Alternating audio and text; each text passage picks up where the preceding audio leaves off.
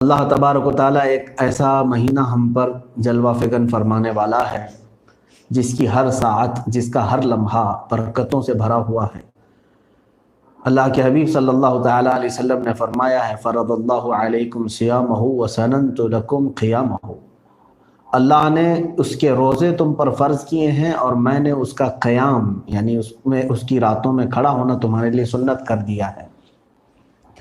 عزیزان گرامی وقار، کئی چیزیں اس بار ساتھ مل کر کے ہمارے ساتھ آ رہی ہیں۔ رمضان جو خاص طور پر ایک ریہرسل کا مہینہ ہے کہ دنیا میں جہاں کہیں بھی مسلمان بستے ہیں، انہیں معلوم ہے کہ یہ ہمارے ارکان اسلام میں سے ہے۔ روزے کا انکار کفر ہے، روزہ نہ رکھنے والا گنہگار ہے، لیکن روزے کا انکار کرنے والا کافر ہے، اسلام سے خارج ہے۔ اب مسئلہ یہ ہے کہ پورے سال میں ایک مہینہ اس طرح کا ہمیں ریہرسل کروایا جاتا ہے جو عام دنوں میں، دوسرے دنوں میں ہمارے ساتھ ہو نہیں پاتا۔ یعنی صبح صادق سے لے کر غروب آفتاب تک، شام کے سورج ڈوبنے تک ہمیں بھوکا پیاسا اور کچھ چیزوں سے، جمع وغیرہ سے روکا گیا ہے۔ اسی کا نام روزہ ہے۔ روزہ یہ معمولی بات نہیں ہے۔ جس چیز کی اسے عادت لگی ہے، اچانک وہ چھوڑ دے، انسان سے ایسا جلدی نہیں ہوتا۔ عادتیں بدلنا بہت مشکل ہوتا ہے۔ دوسرے کئی لوگ ایسے ہیں جو عادتوں کو بدلنے کے لیے پتہ نہیں کتنے کتنے دنوں کا کورس کرواتے ہیں۔ میرے عزیزو، یہاں پر کئی لوگوں کو ایک رمضان سے کئی چیزوں کی عادتیں بدلنے کی توفیق مل جاتی ہے، مہلت مل جاتی ہے۔ اپنے آپ کو روک لینا، یہی ہے نفس کے ساتھ جہاد اور نفس کے ساتھ جنگ، اور وہ سب سے بہترین موقع رمضان المبارک میں۔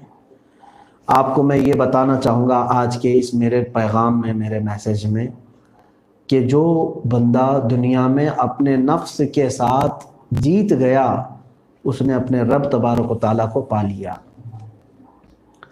اور جو اپنے نفس سے ہار گیا بڑا مشکل ہے اس کے لیے۔ حتیٰ کہ بعض مقامات ایسے ہیں کہ اللہ تبارک و تعالیٰ نے فرمایا ہے، ارأیت من اتخذ الہہ ہواہ، اے رسول کیا آپ نہیں دیکھتے کچھ لوگ وہ ہیں جنہوں نے اپنے نفس کو، اپنی خواہشات کو اپنا خدا بنا لیا ہے، کہ جو ان کا نفس کرے وہی کرنے لگ جاتے ہیں۔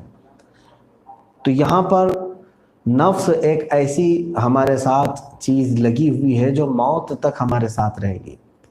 نفس کیا کیا چیزیں کرواتا ہے ہمارے ساتھ، وہ بھی کچھ چیزیں سمجھنے کی ضرورت ہے۔ میں نے آیت کریمہ کی تلاوت کی ہے، 13ویں پارے کی پہلی آیت ہے، وَمَا أُبَرِّئُ نَفْسِي إِنَّ النَّفْسَ لَأَمَّارَةٌ بِالسُّوءِ۔ یہ حضرت یوسف علیہ السلام کے واقعے میں اس کا تذکرہ آیا ہے۔ نفس امارہ جو ہمیشہ برائیوں کی طرف لے جاتا ہے، اس سے وہ بچ پاتا ہے الا ما رحم ربی، جس پر میرے رب نے رحم فرمایا۔ نفس سے وہ لوگ بچ جاتے ہیں جن پر اللہ کا رحم ہو، کرم ہو۔ نفس ہر ایک کے ساتھ ہے۔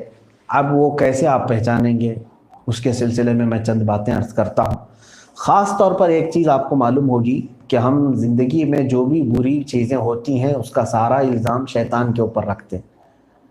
فجر میں نہیں اٹھا، شیطان سلا دیا، فلاں گناہ کر لیا، شیطان نے کروا دیا۔ شیطان تو کرواتا ہی ہے، اس کی وہ فطرت ہے، شیطان برائیوں کی طرف ہی لے جاتا ہے۔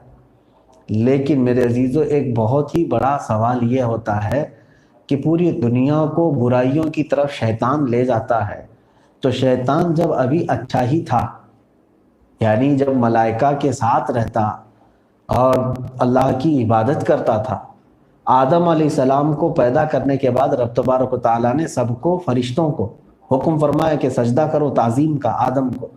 وَإِذْ قَالَ رَبُّكَ لِلْمَلَائِكَةِ إِنِّي جَاعِلٌ فِي الْأَرْضِ خَلِيفَةً، جب یاد کرو اللہ تعالیٰ نے فرشتوں سے فرمایا کہ میں زمین میں اپنا ایک نائب بنانے جا رہا ہوں، اور دوسری جگہ پر اللہ تعالیٰ نے فرمایا فَاسْجُدُوا لِآدَمَ، آدم کو سجدہ کرو۔ سب نے سجدہ کیا سوائے ابلیس کے، شیطان کے۔ اب سوال یہاں پر یہ آتا ہے کہ ہر ایک کو جب شیطان ہی بہکاتا ہے، شیطان ہی گمراہ کرتا ہے، تو اس ابلیس کو کس نے گمراہ کیا تھا اس وقت، جبکہ شیطان ابھی تصور ہی نہیں تھا اس وقت۔ شیطان تو سجدہ نہ کرنے کی وجہ سے شیطان ہوا ہے نا، اس کا نام تو عزازیل ہے. وہ عزازیل تھا، عبادت گزار تھا، اس کے سجدے بے شمار تھے. وہ آدم علیہ السلام کی بے حرمتی کرنے کے بعد اور اپنی اکڑ اور اپنی انا کی وجہ سے اس کو شیطان کہا گیا. تو شیطان بعد میں ہوا، لیکن اس کو کس نے گمراہ کیا؟ مفسرین فرماتے ہیں نفس امارہ، جس نے شیطان کو بھی گمراہ کیا، جو نفس ہمارے ساتھ آج ہے. ایک بات یاد رکھ لیں کہ آج اگر چاند نظر آ جائے تو شیاطین کو قید کر لیا جاتا ہے. یہ حدیث پاک میں شیطان سب پورے رمضان المبارک میں قید کر لیے جاتے ہیں، وہ تمہیں بہکانے نہیں آئیں گے. لیکن جس چیز نے شیطان کو بھی گمراہ کر دیا تھا وہ چیز تو ہمارے ساتھ ہی رہے گی، نفس امارہ. تو یہ سمجھ کر کے چلے سب سے بڑی جنگ ہمارے لیے زندگی میں اپنے نفس کے خلاف لڑنا، نفس امارہ کے ساتھ مقابلہ کرنا. اور اس میں اکثر لوگ ناکام ہو جاتے ہیں. میرے عزیزو، آج کئی مواقع ہمارے پاس ایسے آئے ہیں. ایک تو لاک ڈاؤن جو چل رہا ہے، تقریباً دنیا نے لوگوں کو گھر میں قید کر دیا. اب اس کے بعد رمضان بھی آ رہا ہے. تو اس لاک ڈاؤن کو اگرچہ یہودی طاقتیں، دجالی قوتیں جو دنیا میں خرافات کے لیے اپنے ناپاک عزائم اور منصوبے لے کر چل رہی ہیں، ان کے اگرچہ کچھ بھی مفادات ہوں اس لاک ڈاؤن سے، وہ مکر کر رہے ہیں، ہم اس چیز کو محسوس کر رہے ہیں. اس لاک ڈاؤن کے پیچھے وہ لوگ جو کچھ بھی اپنے مقاصد رکھتے ہوں، لیکن میرے عزیزو، مسلمان وہ ہے جو کافر کے بنائے ہوئے منصوبوں کو بھی اپنے لیے بہتر طریقے سے استعمال کرنا شروع کرتے ہیں. انہوں نے اگر انٹرنیٹ پورے لوگوں کو خراب کرنے کے لیے شروع کیا ہو تو آپ اس کی اچھائیوں کو استعمال کر لیں. کسی نے تلوار صرف گردن کاٹنے کے لیے بنایا ہو تو آپ گردن بچانے کے لیے بھی استعمال کر لیں.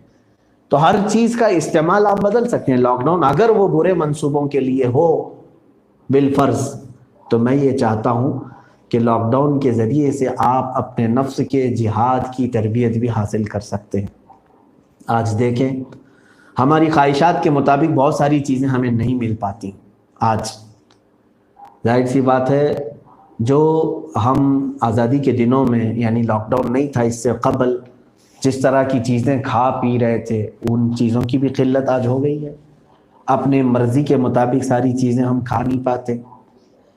گھر میں جس طرح سے بھی چل رہا ہے، بہت سارے تو غریب ایسے ہیں جن کو وہ کھانا بھی میسر نہیں ہے جو کھانا ہم کھا کر کے چھوڑ دیتے ہیں. میرے عزیزو، آج اس لاک ڈاؤن کے ماحول میں نفس کے ساتھ جہاد کرنے کا، نفس کے ساتھ مقابلہ کرنے کا ایک بہترین موقع آپ کو حاصل آیا ہے.